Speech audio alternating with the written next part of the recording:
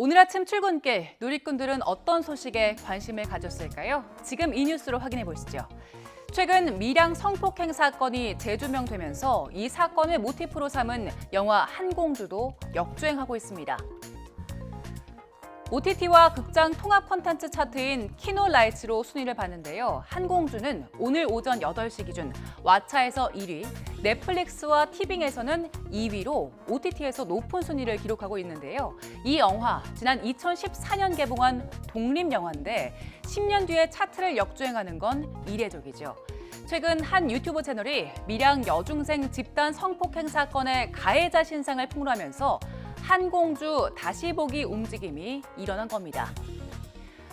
한공주 역주행 소식의 누리꾼들은 영화를 보고 밀양 성폭행 사건을 찾아봤는데 꼭 재조명해야 할 사건이다. 또 피해자는 지옥 같은 삶을 살 텐데 가해자들이 떵떵거리면서 피해자 잘못을 운운하는 게 화가 난다며 공분했고요. 또 이 사건은 세계적으로도 충격적이란 반응도 있었습니다. 자, 이어서 댓글이 많이 달린 소식 하나 더 보죠. 노쇼로 자영업자 사장님이 곤란해진 경우를 종종 볼 수 있는데요. 이번엔 120만 원이 넘는 빵을 주문하고 찾아가지 않은 손님 때문에 피해를 봤다는 소식이 전해졌습니다. 지난달 23일이었습니다. 한 손님이 빵 280개, 123만 8천 원어치의 단체 주문을 했고요. 빵집 사장님은 이틀 전부터 주문받은 빵을 준비했다는데요. 그런데 예약 당일 그 손님은 나타나지 않았습니다. 사장이 전화를 걸자 잘못된 번호로 나왔다고 하는데 연락이 두절된 거죠.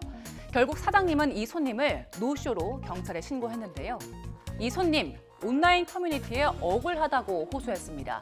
주문을 확정하지 않은 상태였고 또 확정이 되면 입금하겠다고 말했다고 주장을 했는데요. 이후 자녀가 빵 주문을 원하지 않아서 따로 연락을 하지 않은 것이고 번호가 잘못된 건 직원이 잘못 받아 적은 거라고 했습니다.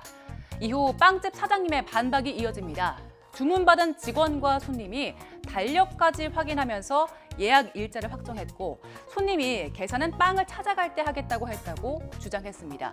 심지어 빵집을 나갔다가 다시 돌아와서 예약 주문이 됐냐며 재차 확인했다고 전하기도 했는데요.